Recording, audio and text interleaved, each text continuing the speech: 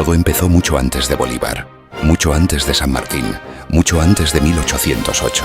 Empezó en 1783, cuando Jorge III aceptó la pérdida de las 13 colonias y William Pitt el Joven tomó las riendas de la política británica. Londres entendió algo terrible. Un gran imperio también podía deshacerse desde dentro. Y si eso le había pasado a Gran Bretaña en Norteamérica, también podía pasarle a España en Hispanoamérica. Desde ese momento el gobierno británico empezó a mirar los dominios españoles no solo como el poder de un rival, sino como el mayor mercado cerrado del Atlántico, un mercado que algún día había que abrir. La historiografía resume justo ese giro. Tras la paz de 1783 crecieron el interés británico, los informes de inteligencia y los proyectos sobre la América española. Pitt no necesitaba conquistar de inmediato medio continente. Quería algo mejor, algo más moderno, algo más rentable. Quería que Hispanoamérica dejara de ser un sistema exclusivo de España y empezase a funcionar como un espacio accesible para el comercio británico. Porque para la Gran Bretaña industrial, aquella América era una obsesión. Plata, azúcar, cacao, cuero, añil, puertos, rutas oceánicas, consumidores. No era solo geografía, era negocio. Y por eso la presión británica nunca fue una sola cosa. Fue una mezcla de estrategia naval, inteligencia, diplomacia, comercio y oportunismo. Lynch explica precisamente que Londres vio en Hispanoamérica una fuente de riqueza para sus rivales y un mercado potencial para sus manufacturas. Primero había que conocer el imperio antes de tocarlo. Mientras Pitt gobernaba, Sir John Popham y otros marinos, agentes, comerciantes y planificadores fueron llenando despachos con memorias, mapas y cálculos. En esos papeles se repetían las mismas ideas. Puertos vulnerables, defensas insuficientes, élites criollas inquietas, rivalidades regionales y una certeza cada vez más peligrosa para España. El monopolio estaba lleno de grietas. Londres iba aprendiendo que el imperio español parecía compacto desde lejos, pero respiraba por rendijas legales e ilegales. Y cuanto más lo estudiaban, más claro veían que podía abrirse. La evidencia académica señala exactamente eso. Los informes sobre la América española se acumularon en los departamentos del gobierno británico y los planes de ataque o penetración circularon tanto desde fuentes oficiales como privadas. Pero los británicos no solo estudiaron mapas, estudiaron personas. Y nadie fue más útil para esa fase que Francisco de Miranda. Miranda llevaba años soñando con separar Hispanoamérica de España. Había recorrido revoluciones, salones y cancillerías y acabó en Londres ofreciendo una propuesta irresistible. Si Gran Bretaña ayudaba a romper el vínculo entre España y América, no solo debilitaba a su rival, también habría un continente entero a su influencia comercial. Para Miranda, aquello era liberación. Para Londres era oportunidad.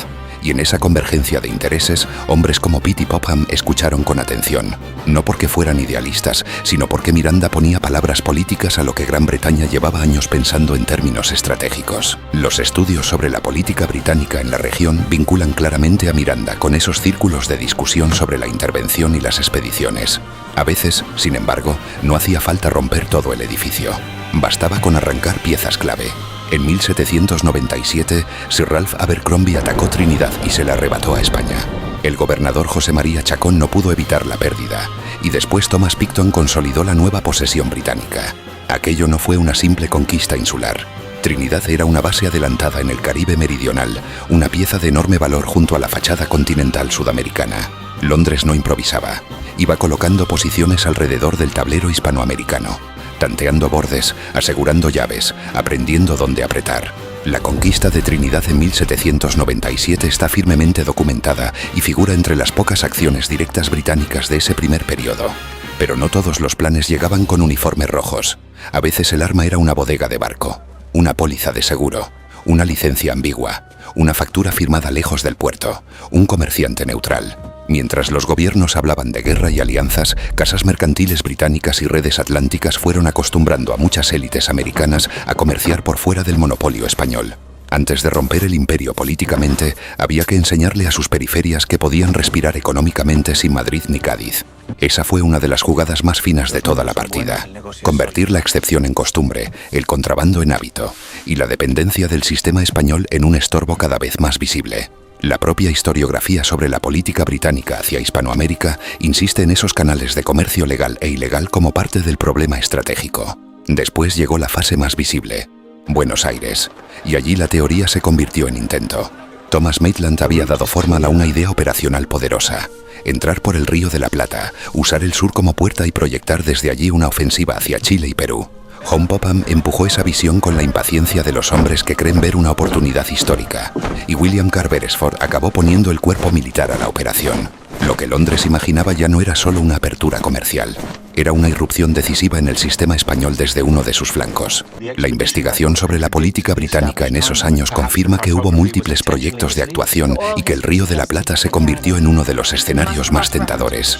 Pero cuando Beresford entró en Buenos Aires en 1806, la realidad no hizo lo que Londres esperaba, porque los británicos no encontraron una población lista para aceptar un dueño.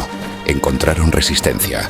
Santiago de Liniers, un francés al servicio de España, organizó la reconquista.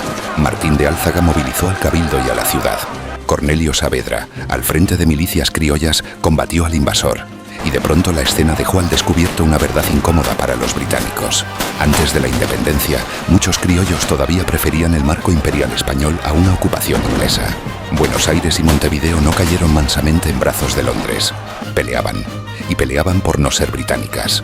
La investigación reciente sobre el asalto al Río de la Plata muestra precisamente que el control urbano y la defensa organizada por el cabildo y los porteños fueron decisivos.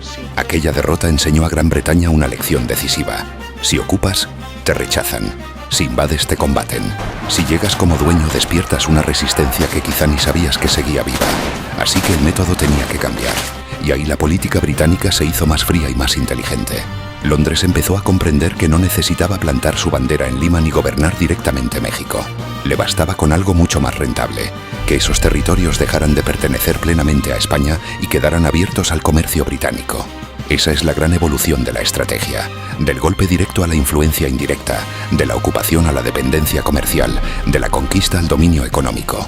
Lynch subraya justamente esa mezcla de vaguedad política y cálculo económico en la aproximación británica. Y entonces el tablero explotó. Napoleón invadió España en 1808. Fernando VII quedó fuera de juego. La legitimidad de la monarquía se quebró y el imperio entero entró en crisis. En Europa, Arthur Wellesley, el futuro duque de Wellington, se convirtió en el rostro visible de la ayuda británica a España. Sus tropas lucharon realmente contra los franceses. Londres sostuvo la guerra peninsular porque España era indispensable para frenar a Napoleón. Eso fue real, decisivo y enorme. Pero al otro lado del Atlántico la misma crisis abría juntas, autonomías, experimentos políticos y fisuras que ya no podían cerrarse fácilmente. Mientras Wellington ayudaba a salvar a España en la península, la estructura del imperio español en América empezaba a resquebrajarse bajo otra lógica. Y aquí está el corazón del vídeo. Mientras una mano británica sostenía a España contra Napoleón, la otra se negaba a cerrar la puerta a la América insurgente. Esa mano tenía nombre, Lord Castlereagh. Castlereagh necesitaba a España como aliada europea, pero no quería sacrificar los vínculos comerciales que estaban naciendo con la América rebelde. No podía reconocer de inmediato a los insurgentes, pero tampoco quería ayudar a España a reconstruir plenamente su monopolio imperial si eso perjudicaba los intereses británicos. Y así Londres caminó por una cuerda floja extraordinaria. Aliado de España en Europa, prudente con los revolucionarios en América y atento, por encima de todo, a no perder la posición económica que se abría con la crisis. La historiografía sobre la neutralidad británica es muy explícita en este punto. No fue imparcialidad moral, sino cálculo de intereses. Esa política tuvo incluso una forma más elegante, más fina, más peligrosa, la forma de la mediación. Gran Bretaña intentó presentarse como árbitro entre España y sus dominios americanos. Parecía una postura noble, casi civilizadora, pero detrás de esa apariencia estaba la verdadera cuestión, el comercio.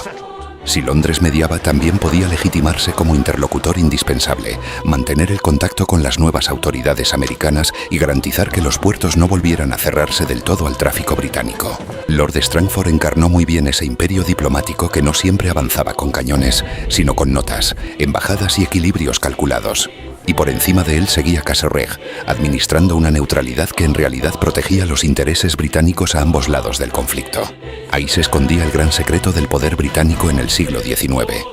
Gran Bretaña no siempre necesitaba reyes, no siempre necesitaba virreyes, no siempre necesitaba conquistar. Le bastaban puertos abiertos, crédito, seguros marítimos, textiles, navíos, tratados. Gobiernos nuevos necesitados de reconocimiento y de comercio. Mientras el orden político español se deshacía, el orden comercial británico avanzaba. Y cuando esa tendencia se consolidó, otro hombre pudo rematar diplomáticamente lo que otros habían pensado, tanteado y protegido antes, George Canning. Si Pitt había visto la oportunidad, si Popham había empujado el riesgo, si Castlereagh había administrado la ambigüedad, Canning simbolizó el resultado. Un nuevo espacio atlántico donde el retroceso español coincidía con la expansión británica sin necesidad de dominación territorial directa. Y luego llegaron los hombres, porque cuando las guerras de independencia crecieron, no solo circularon mercancías, circularon soldados. Veteranos británicos e irlandeses cruzaron el Atlántico y acabaron combatiendo en ejércitos insurgentes. James Rooke murió luchando en Sudamérica. Daniel Florence O'Leary sirvió junto a Bolívar y dejó memoria de ese mundo en el que la neutralidad oficial era cada vez más porosa. Londres no enviaba un ejército regular para destruir el Imperio español, pero permitía que experiencia militar, oficiales y redes personales fluyeran hacia un conflicto del que no pensaba salir perjudicada. La investigación sobre el Foreign Enlistment muestra precisamente esa tensión entre la neutralidad proclamada y una realidad mucho más permeable. Así que no, la historia no fue. Gran Bretaña ayudó a España y luego, casualmente, América se independizó. La historia fue mucho más incómoda. Desde 1783, William Pitt el joven y la élite británica habían empezado a mirar Hispanoamérica como la gran pieza que algún día había que abrir. Francisco de Miranda ofreció una vía política. John Popham y Thomas Maitland imaginaron cómo empujarla. Ralph Abercrombie demostró en Trinidad que se podían arrancar piezas del tablero. Beresford comprobó en Buenos Aires que la conquista directa despertaba rechazo.